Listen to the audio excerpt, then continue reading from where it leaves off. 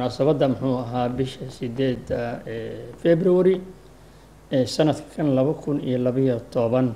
runtii waa munaasabad annaga nagu weyn waan filay shacab ahaan iyo dawlad ahaan iyo hay'adaha iyaga gacanta siiya intaba inay aad iyo aad ugu weyn tahay sababtuna waxay tahay maalinta 8aad waa maalinta aanu daafurka u suubinayno dastuurka asagu uu shaqeeyaa hadda oo wuxuu ku shaqeeyaa waxay tahay kadib markii aan sixiyeen labada gole golaha fulinta iyo golaha sharci dejinta oo aan ka wado golaha wasiirada iyo golaha wakiilada markii aan sixiyeen dastuurku uu dhaqan galay laakiin wuxuu u dhaqan galay si ku meel gaar ah dastuurka marka wuxuu u baahan yahay in afti loo qaado dadweyne oo ah waxa kan afka Ingiriiska inuu ka oran karno referendum taa waxa ka horeysa in daafur loo suubiyo dastuurkii waxaan aad iyo aad ugu faraxsanahay in talaabada lagu talaabsanayo maanta oo asaas u ah geedi socodkii democratization-ka mashruuca loo ama baahinta xukunka ee ummadda lagu gudbaayo in arrintii ugu muhiimsanayd maanta saldhigga loo dhigayo udubka loo taagayo oo la soo bandhigayo oo ah bandhiga dastuurka dowladda Puntland waxaan aad ugu faraxsanahay aniga iyo guddiga doorashadu oo ku dhashay guddiga dastuurka ka dhashay dhexdiisa aanu ka qayb galno maanta dastuurka hadda la soo bandhigayo waxaa ka horeeyay dastuurkii soo baxay 30 Juun sanadkii 2001 oo ka koobnaa 100 qodob kaasoo lagu dhaqmayay in muddo ah dastuurkaas wuxuu soo baxay 30 Juun 2001 Puntland dastuurkaasi ku dhaqmaysay in muddo ah dastuurkaas jiritaankiisii markii muddo lagu shaqeynayay waxaa la magacaabay guddi dib u eegis ku sameeya dastuurkaas dib u eegis ku sameeya oo ka kooban golayaasha dawladda baarlamaanka xukuumadda garsoorka iyo sharci yaqaano guddigaasi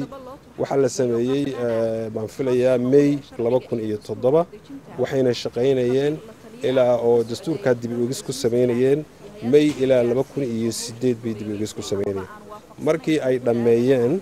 ayagu guddigu ay dhameeyeen waxay u gudbiyeen golaha xukuumadda ee markaa janaal cadde oo madaxda ka ahaa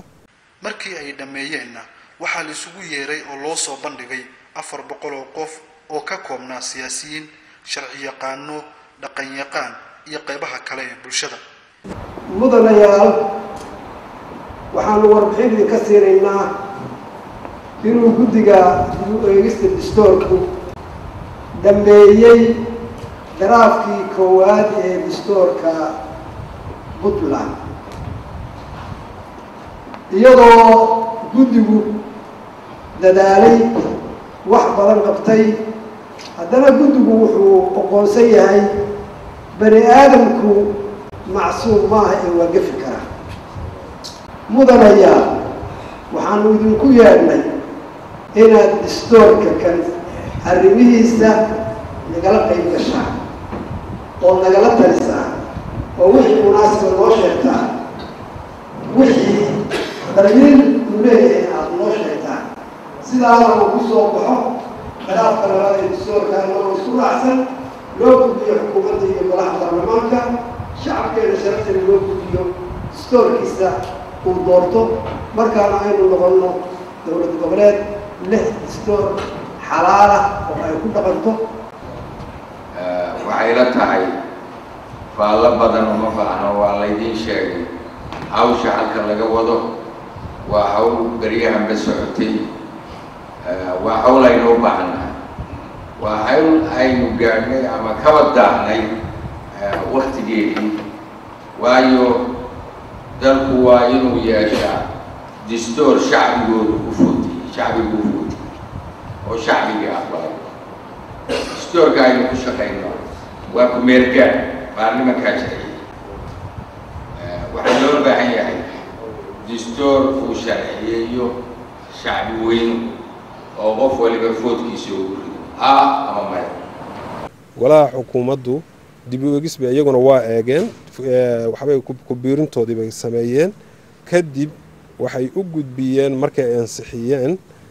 golaha wakiilada iyadoo aan muxuu hayto golaha baarlamaanku wali ansixin oo ka doodin arrintaas ayaa waqtigii xukuumadda iyo waqtigii goluhuba dhammaadeen.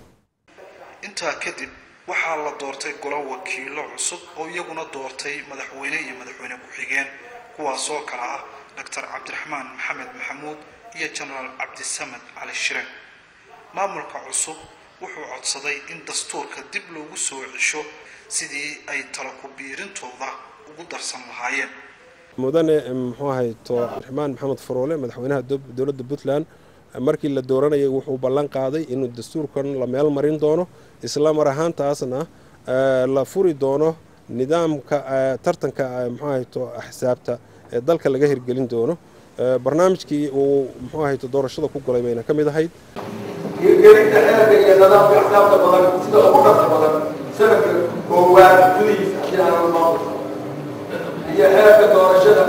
iyo dhisida guddiga doorashada electoral commission si loo dardargeliyo hannaanka geedi socodka democratization process. taasi waxay keenaysaa bunaanomida nabada horumara xuduud sugan leh state jurisdiction bay keeni doontaa. markii ugu horreysay waqacdii ugu horreysay waxaan codsanay in dastuurkii aan ku suubino review. dastuurka asaga marxalado badan buu soo maray, guddiyaha loo saaray, waxaa laga talageliyay culimada, waxaa laga talageliyay garyaqaanada, waxaa laga talageliyay waxgarad. kadibna waxay noqotay anagu markaan imi laftirkayga inaan dhahno dastuurka dib baan ula laabanaynaa, inaanu dib eegis ku suubino, review ku suubino, inaanu wax ka bedelno, inaanu wax ku kordhino. qodobada kaliya ma ahayn, waxaan u dhaadhacnay xataa faqradihiisa hoose baan u dhaadhacnay. dastuurka laftirkiisu wuxuu leeyahay qodobo u baahan in dhexdiisa laga fuliyo. waxaa ka mid ah ikhtiraacii ama hindisihii calanka Puntland, waxaa ka mid ah hindisihii astaanta Puntland, waxaa ka mid ah in la dhiso bilmasal oo arinta ugu muhiimsan ama hay'adda institutionka ugu muhiimsan ah guddiga doorashada ee Puntland oo qaban lahaa doorashooyinka Puntland sida guddiga muxuu ah sida aftida dastuurka loo qaadayo oo hadda si ku meel gaar ah u shaqeeya iyo doorashooyinka kaleeto oo bilmasal ah kii golayaasha deegaanka ilaa guddiga asaga ah oo ka soo xasiliyo inay dhashaan 3 xisbi dabeedna xilka uu ku wareejiyo oo ku meel gaar asagu guddi rasmi ah guddigaasna markaa xilkii uu la wareego guddi cusub oo asagu 6 sano awood haynayo oo isla 9 qof ka koobma. maanta waxaynu bilownay ku tallaabsanay markii ugu horeysay inaan yeelano guddi doorasho oo ka gudbiya dowladda Puntland iyo deegaamadeeda xaaladii hore wax ku xuli jiray wax ku dooran jiray oo u gudbiya mid qof walba xaqiisii doorashada isaga oo u soo noqdo toos soo aan cidina wakiil uga ahayn wax u cusub isagu sanduuqa intuu yimaado warqadiisa ku ridanayo oo ciduu doono xisbigu doono soo aan khasbin aw dooranayo.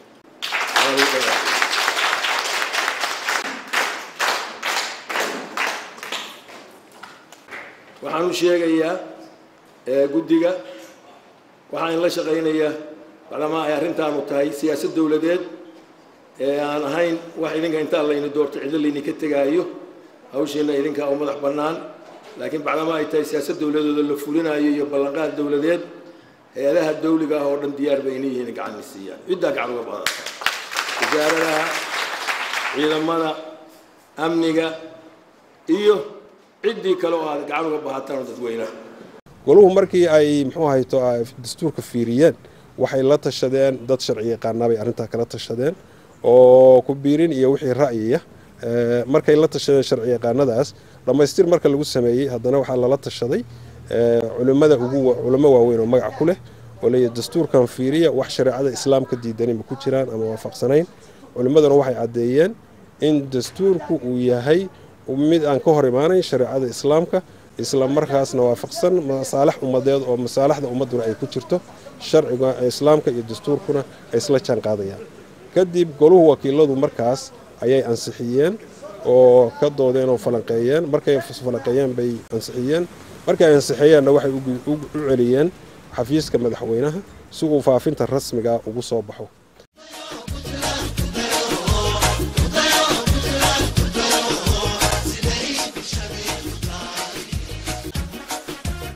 geedi socodka dimuqraadiyadda Puntland waa fariin ay idiin soo gudbinayaan guddiga tiirka dimuqraadiyadda Puntland iyo BDRC. Puntland waxay u hayaamaysaa nidaamka dawlo ee xisbiyada badan ku dhisan dimuqraadiyad waafaqsan shareecada Islaamka. Waxay ka guuraysaa nidaamka ku dhisan wax ku qaybsiga habbeeleedka. geedi socodka dimuqraadiyadda Puntland waxay maraysaa 3 marxaladood oo ay hogaaminayaan guddiga doorashooyinka Puntland oo ka kooban 9 xubnood oo ka shidaal qaadanaya dastuurka. Marxaladda koowaad waa ansixinta dastuurka oo marka la soo bandhigo afti ama shirweyne loogu codayn doono. Marxaladda labaad waa ogolaanshaha ururo siyaasadeed oo u tartama doorashooyinka dawladaha hoose. marxaladda saddexaad waxa ay tahay 3 urur ee ugu horeeya doorashooyinka dawladaha hoose oo noqonaya 3 xisbi oo u tartama doorashooyinka guud ee dalka ka dhici doona. xisbiga ku guuleysta doorashada guud baa hoggaanka dalka qaban doona oo dawlad soo dhisi doona. nidaamka Puntland u guurayso ee xisbiyada badan ee dimuqraadiga ah ee waafaqsan shareecada Islaamka waa la hubaa inuu dalka u horseedayo nidaam dawlo oo hufan oo ku sifooba nabadgelyo, sinaan, cadaalad iyo horumar. fariintan waxa idiin soo gudbinaya guddiga tiirka dimuqraadiyadda Puntland iyo BDRC.